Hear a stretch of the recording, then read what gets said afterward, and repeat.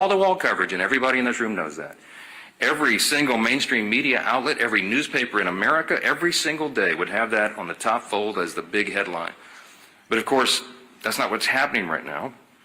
Coverage of all this has been sporadic and almost every time spun to try to somehow favor the Democrats who have put us in this mess. Democrats own this. They have said so themselves, and you just have to listen to their own words. Don't listen to us. Chuck Schumer himself said infamously, every day of the shutdown gets better for us, meaning the Democrats. And then you had the Democrat whip here say yesterday, openly admitted, they're holding the country hostage for their political leverage. They're perfectly fine with that. They're perfectly okay with real pain being felt by real Americans as long as it helps their political agenda as they see it, as long as they can force $1.5 trillion new dollars in spending on America and get illegal aliens back on health care funded by U.S. citizens. That's their kind of proposal. And largely, so many in the media are turning a blind eye to that. Well, as I said earlier, we've stood up here every day and talked to you about some of the terribly harmful effects that the Democrat shutdown is causing on Americans. We talked about troops at risk of missing their next paycheck, the nutrition assistance for women, infants, and children is under threat. Now, SNAP benefits will not be sent to those who truly need it. But there's another very important group of federal employees that we want to highlight today because they also aren't getting paid, and the consequences are being felt around the country. Air traffic controllers, some people call the policemen of our skies, they have been showing up at work without pay. And news reports have suggested that these men and women are seeking outside employment just to keep their families afloat. Some of them are working these long shifts, and then they're hopping in a car and driving for Uber, or they're delivering for DoorDash all night. And you just have to think about what a heavy thing that is. These men and women have one of the most stressful jobs in America. They cannot be 99.5% accurate or 99.9% accurate. They have to be 100% accurate 24 hours a day, 7 days a week.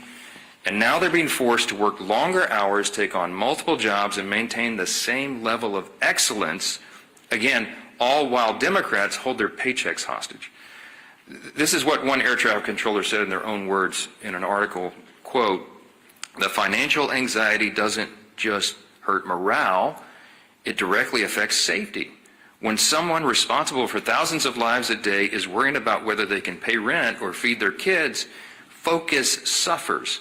Controllers were already underwater with pay and staffing before the shutdown, and now we're drowning," unquote. As a reminder, and this is pretty ominous, but you remember the article a few days ago where the Democrats were quoted saying they won't reopen the government unless, quote, planes are falling out of the sky, unquote. We pray to God it doesn't come to that, obviously. But the longer the shutdown goes on, and as fewer air traffic controllers show up to work, the safety of the American people is thrown further into jeopardy. Now, I'm heartened that we have a leader like Secretary Duffy. He has an extraordinary team. We have extraordinary air traffic controllers in this country, and they are maintaining the safety against incredible odds. But right now there are 13,000 air traffic controllers and more than 50,000 TSA officers who are showing up to work without pay. Our Secretary Duffy's doing a great job to triage this, but he noted that normally just 5% of flight delays are the result of staffing shortages. Right now that number, at least 2 days ago, was 53%. According to online flight tracking databases, there were 19,000 delayed flights from Saturday to Monday, and an additional 1,600 canceled flights during that same period.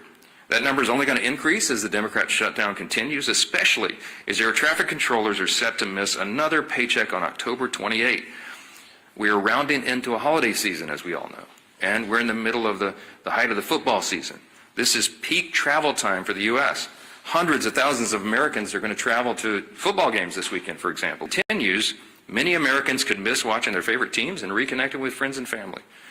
So football fans, hey, if you're stuck in the airport this weekend while your favorite team is about to kick off, you can blame the Democrats for that, all right? They own this shutdown and they own the consequences too. So now here to share this firsthand perspective of some of the ways this shutdown is stretching thin American air travel and all of our air infrastructure is our extraordinary Secretary, Sean Duffy. And then after he speaks, you will hear from the chairman of Transportation and Infrastructure, our committee here in the House, our good friend Sam Graves. Mr. Secretary, thank you so much for your time. Thank you, buddy. Thank you, Mr. Speaker. First off, I want to thank the Republican leadership team and Republicans in the House for your votes to keep the government open, keep the government funded. Usually this is a House problem. It's in the Senate right now. The Senate can't find the votes to keep the government open, and it's Democrat votes. And I thought you made a really good point, Mr. Speaker, that I do think in the Democrat senators' hearts, they want to vote to open the government up. They don't want to hurt the American people. But we've seen they have a radical base, a base that's out of control. And if they vote to open up the government, what's going to happen is they are going to be primaried. They are going to be attacked. Maybe their funding might dry up. And so this shutdown is not about the American people, not about the pain that America experiences because of the shutdown. This is because Democrats are concerned about their own hide, and they've sold the country to the most radical element of their country. And I think that's really shameful. It's too bad. I also want to thank the Congress, led by Sam Graves. Many of you have seen what's happened with our air traffic control system. It's old, it's antiquated, it's safe, but it has to be massively rebuilt. We need a new system, and I want to thank the House for leading that effort. We've asked for $31.5 billion. We got a down payment of $12.5 billion to begin that really important work. Before the shutdown, we have crafted our teams in a way that can keep that work moving forward. It doesn't stop during the shutdown because, again, 6 months from now, you all won't care that Democrats shut the government down. You'll want to know what the results are and the progress of building this new system. So that is still operational. But I do want to talk about air traffic controllers for a moment because I think this is incredibly important. They're angry. I've gone to a number of different towers over the course of the last week to 10 days. They're frustrated. They're frustrated that the Congress is focused, at least in the Senate, on paying for health care benefits for illegals as opposed to paying their paychecks for the great work that they provide to the American people. That makes them angry. You've seen, as the Speaker mentioned, across the national airspace, we see there's certain centers or TRACONs or towers where we'll see a lower staffing. When we have lower staffing, what happens is you'll see delays or cancellations. But it's not one tower, it's not one TRACON, it's not one center, it's maybe one center one day, it's a TRACON another day, it's kind of moving throughout the national airspace. But it's causing disruptions. So a week ago, last Tuesday, air traffic controllers got 90% of their pay because that paycheck came from most of it for the work they did in September. So they got most of the money. Next Tuesday is the first paycheck that they will not receive for the work that they did in October. And to the Speaker's point, we have air traffic controllers who work more than 5 days a week. They work 6 days a week to make sure they can cover air travel throughout the country. And so if you have a controller that's working 6 days a week but has to think about how am I going to pay the mortgage, how am I going to make the car payment, how am I going to put food on my kid's table, they have to make choices. And the choices they're making is to take a second job. Well, I don't want my air traffic controllers to take a second job. I want them to do one job. I don't want them delivering for DoorDash. I don't want them driving Uber.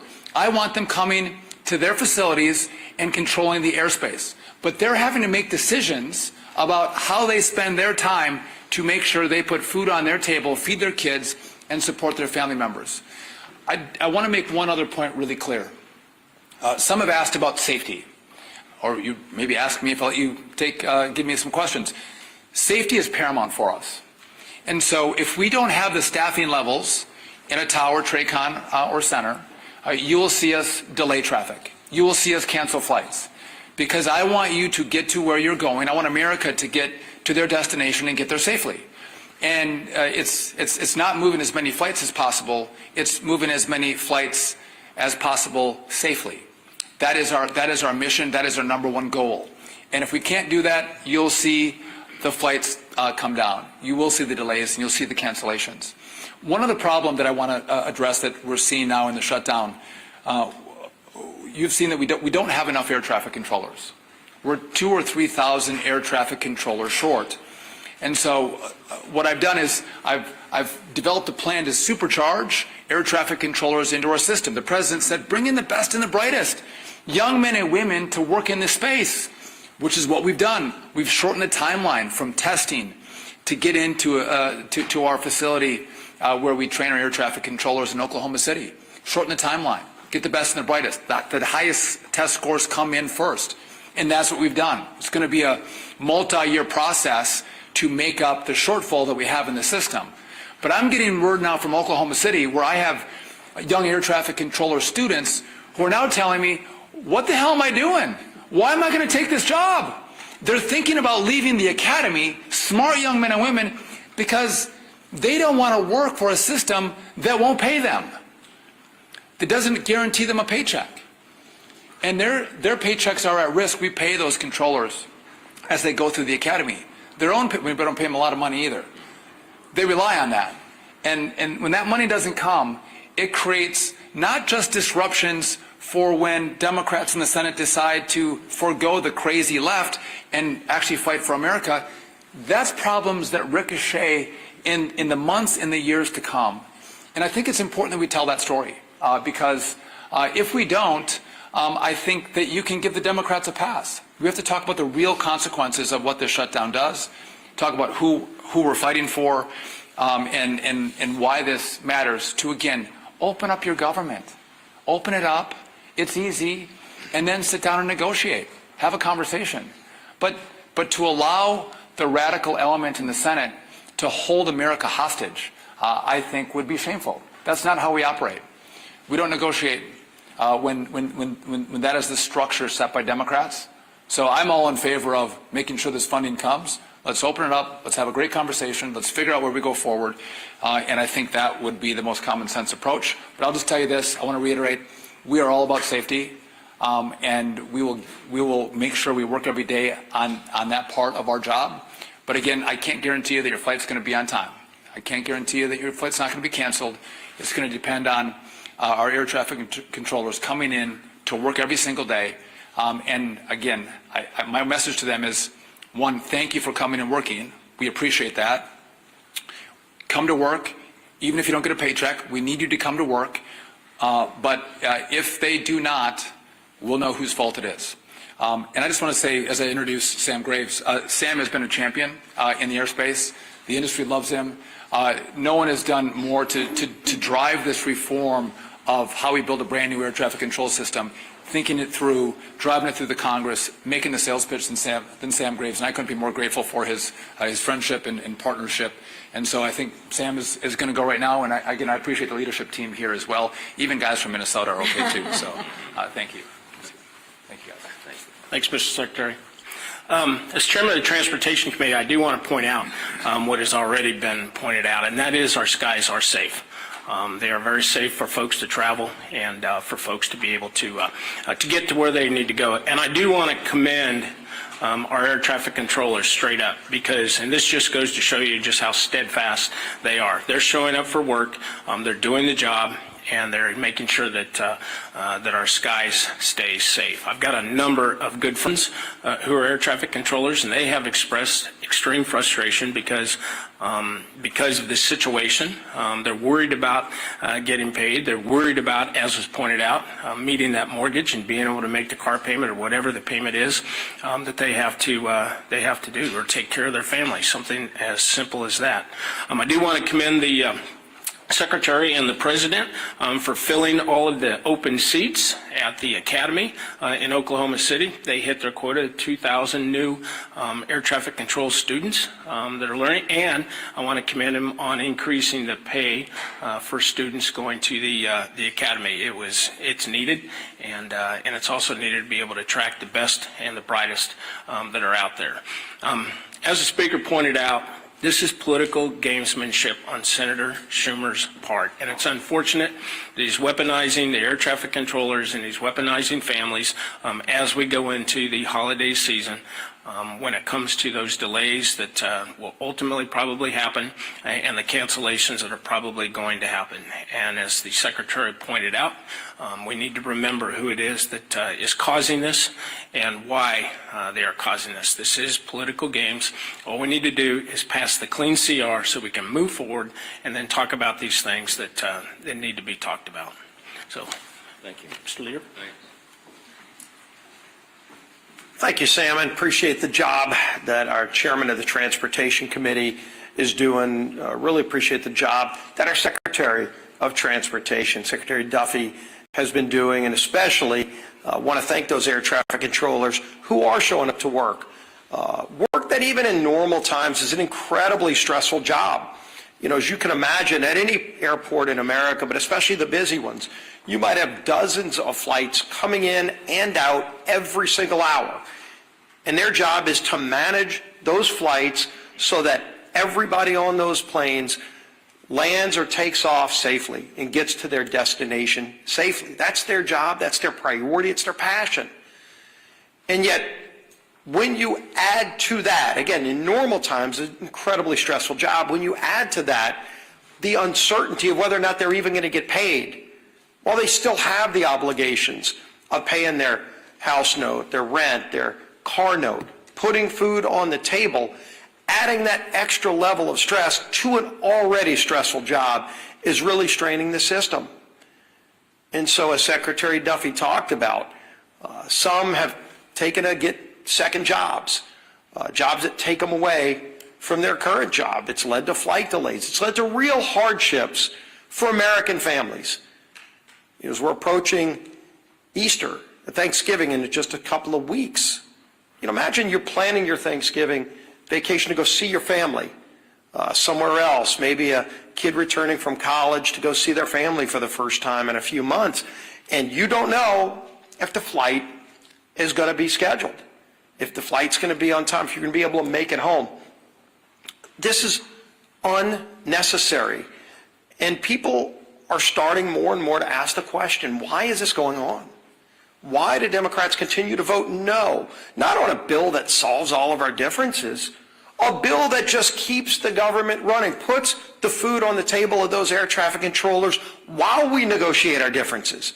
That's all we're talking about, a clean CR, a bill that just lets us keep the government running while we still negotiate the big differences we have. And more over the last few weeks, you've heard Democrat senators say it out loud while they're casting no vote after no vote after no vote. Hundreds of times, by the way. Over 600 times, Democrats in Washington have voted to shut the government down. Think about that. Over 600 times between the House vote, the Senate votes over and over again, as if it's just some repetition. All it takes is 5 Democrat senators to have the courage to say, let's just open the government back up again so we can negotiate our differences.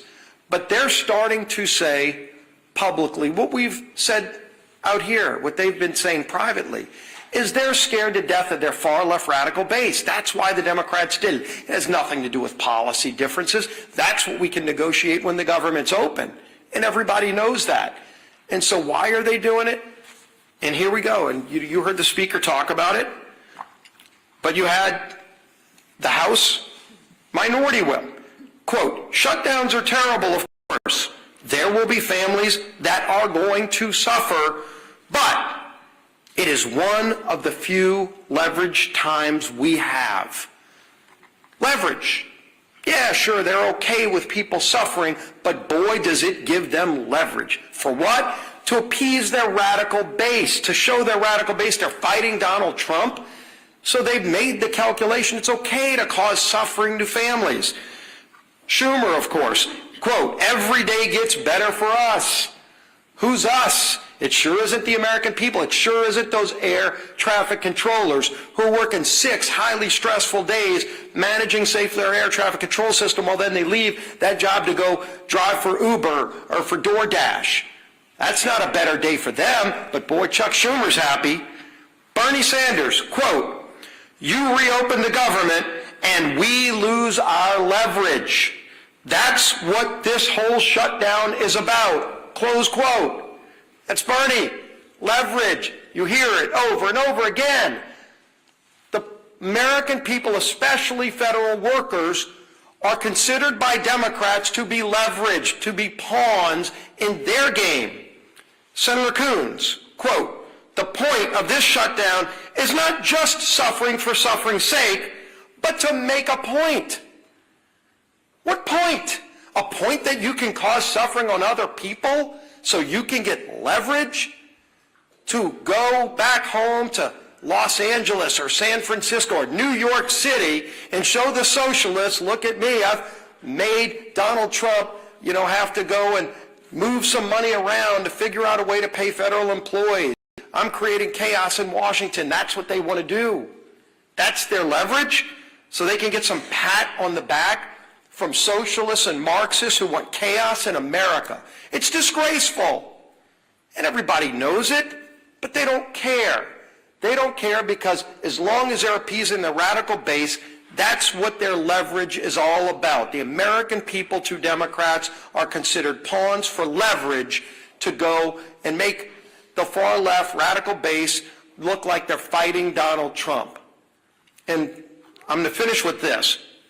Air traffic controllers, again, as Secretary Duffy, as Chairman Graves have talked about. Right now, 13,000 air traffic controllers are working without pay. 13,000. Some of our air traffic controllers who work 6 days a week, or you've heard it, driving Uber, doing all these other things. Nick Daniels, the president of the Air Traffic Controllers Association, said, quote, "To think that somehow we can live with, you'll get paid eventually. That doesn't pay the controllers. That doesn't pay the mortgage. That doesn't pay gas. That doesn't pay the food bill." That's the burden. That's the burden, those 13,000 air traffic controllers, whose job every day is to keep us safe when we fly on airplanes, is. And why do they have that extra stress? Why do they have that extra burden? So that Senate Democrats can feel like they've got leverage over who, over what, to what end. This is madness. There is no end for them. They just think this is some kind of game, and the American people are pawns in that game. It's got to end. Our whip, Tom Emory.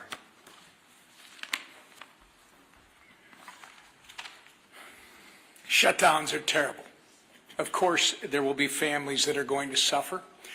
We take that responsibility seriously. But it is one of the few leverage times we have. You've heard that 3 times now. A direct quote from the number 2 Democrat in the House, Katherine Clark. Meanwhile, in Massachusetts, which is Katherine Clark's home state, 45,000 federal workers are being forced to figure out how they're going to pay their bills next week. More than 1 million SNAP enrollees and 123,000 women, infant, and children who require nutritional assistance, they're going to be impacted, Catherine. Telehealth services and a home hospital program have been put on pause. Tens of thousands of travelers who come through Massachusetts airports are at risk of experiencing flight cancellations and delays, as you heard from the Secretary this morning. Obviously, we can go on and on about the ways people in Whip Clark's home state and across the country are being forced to suffer because the Democrats refuse to reopen the government. But they don't care, because to them, suffering is leverage. To them, this is one big political game. It doesn't matter that millions of Americans are hurting because, as Chuck Schumer says, every day gets better. For us, what a disgusting, despicable mentality to have. The truth of the matter is, Democrats could end their shutdown madness today if they would simply do their jobs. All they have to do is stop playing politics, pass our clean CR, and reopen the government for the people they were elected to serve.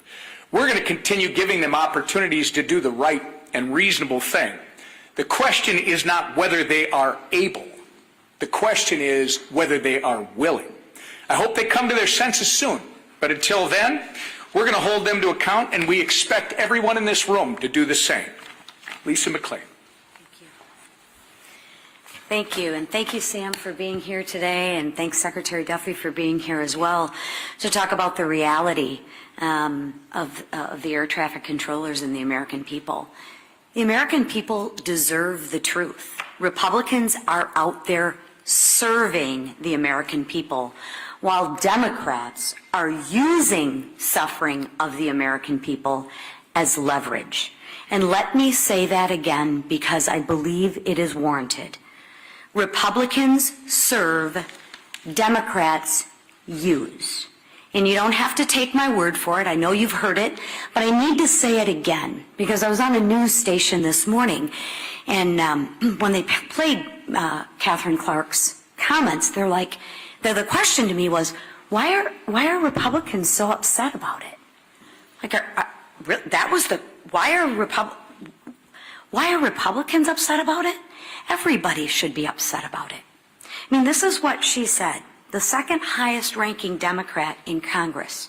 This is what she said yesterday. Congresswoman Clark admitted, and I quote, "Of course there will be families that are going to suffer, but it's one of the few leverage times we have." Let that sink in for one moment. They are admitting, she is admitting, yes, American families are going to suffer, but we got to use you as leverage. Let that sink in. Does that not outrage anybody? I'll tell you who it does outrage, the American families that are actually suffering. So let me share this with you. And what I need you to ask them is, what are they suffering for? So what are the Democrats using the American people's suffering for? What leverage are they using that for? Well, let me tell you. To push their $1.5 trillion in wasteful spending, to fund health care for illegals,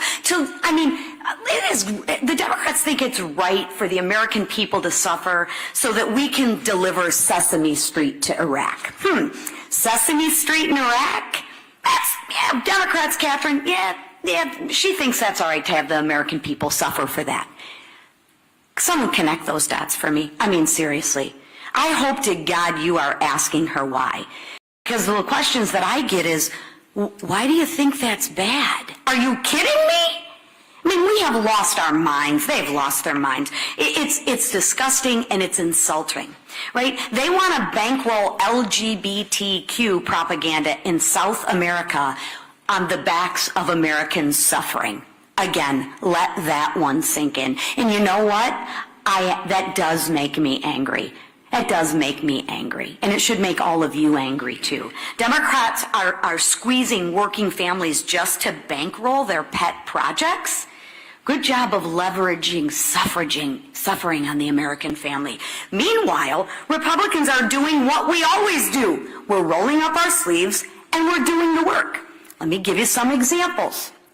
Congressman Zach Nunn met with rural health care providers and first responders. Right? Remember, the Democrats are the ones that want to repeal that $50 billion for rural health care. Right? They talk out of both sides of their mouth. So concerned about health care, but let's repeal the $50 billion back. Okay.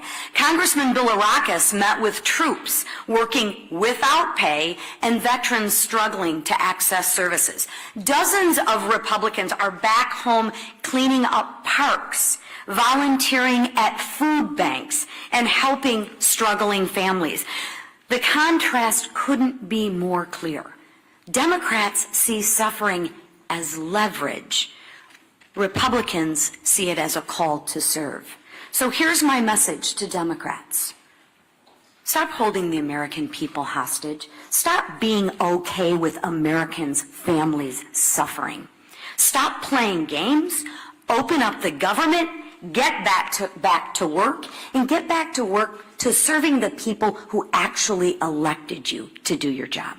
Thank you. All right, a few questions. Manu, go ahead. You said yesterday you were still trying to get the details of this $230 million the president has asked for the Justice Department to pay for his legal bills. Now that you've had some time, perhaps, to get the details, are you okay with taxpayers potentially being on the hook for that kind of money? I'm not trying to dodge the question. I haven't had time to get the details. Okay, that's still on my list, things to do list. Yesterday was a almost literally a 21-hour workday. Yes, sir. Back row. Legislation in the Senate to pay air traffic controllers during the shutdown. If that does pass in the Senate, would you bring the House back and vote on that? And then, absent congressional action, would you work with the White House to find a way to pay air traffic controllers during the shutdown?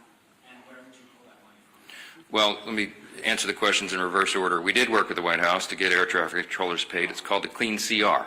We passed it in the House September 19th. By my count, it's 33 days ago. It's been... Yep. Yep. Yes. They're trying to find... The White House has bent over backwards to mitigate the harms to the American people. We got WIC funded by a bootstrap in a 1930s era statute regarding tariff revenue. He found unobligated funds in the R&D accounts at DOD to get the troops paid in the middle of October. But we're running out of resources. They're running out of creative ideas, and there is not an existing pot of money that could cover the air traffic controllers' salaries right now. And so that is why we have to get the government reopened. Again, every Republican has voted repeatedly to do that very thing, to pay everyone and make all this madness stop, and the Democrats have now voted 13 times to keep the government closed. With regard to your first question, there will be a measure on the Senate floor today that Leader Thune and the Republicans are desperately trying to make sure that all these people are covered. They want all essential workers and all these categories to actually get their paycheck, even if the Democrats keep the government shut down. We are told that the Democrats have vowed to vote no on that measure. So they will not vote today. That's what we understand to be the case. They will vote against restoring paychecks to troops, Border Patrol agents, air traffic controllers, TSA agents, and all the rest. And it's unconscionable to us, but again, it's another step in their political game as they're using all of these people, hardworking Americans and their families, as leverage for their political purposes to cover their own tails with the radical left. Jay. If it's so important to pay the air traffic controllers, you said you want to see what happens in the Senate. Why wouldn't you commit right now and say, we're going to have the House back in session and we're going to vote? Because you know as well as I do, sometimes when one body moves something, it gives emphasis to the other body. Well, no, I don't know that. We just demonstrated it's not true, Chad. We passed the CR to get everybody paid. If I brought everybody back right now and we voted on a measure to do this, to pay essential workers, it would be spiked in the Senate. They're going to show you this afternoon that they would spike that bill. So it would be a waste of our time, and it would take the pressure off Chuck Schumer to get his job done and open the government again. This is what's so infuriating to us. Yes, sir. You said yesterday that this needs to be assessed on a day-by-day basis. Now we're on day 23. Has the needle moved at all between the last 24 hours and what's it look like the next week? Well, look, we do assess it day by day, hour by hour, because if you remember, the original CR was going to extend and allow 7 additional weeks for us to finish the appropriations process to November 21. Well, now they've eaten up, the month of October, and we're getting closer and closer to that deadline, and so it is something that we take into account. It's a day-by-day evaluation. I will tell you that appropriators are working right now, even though we're not on the House floor, and they're preparing the next batch of bills, and there's discussions going on at the leadership level and among appropriators across chambers and across the aisle, because they're serious people that understand we have to do serious work, and so we continue to evaluate it. But our plea today is to the Democrats: please, 5 centrists in the Senate, do the right thing. You know what the right thing is. Play the tape. You can find a floor speech or media interview with every single Democrat in the Senate. Every single one of them have given impassioned speeches. We could come up here in lieu of a press conference and show you their own words, where they say that this should never happen, that it would be harmful to the country and harmful to people, and now they're saying they don't care. They know better. They know in their hearts this is wrong, and we're asking them to stop it. Back row. Speaker Johnson, Louisiana and a lot of other states have foreign SNAP recipients that won't get benefits next month.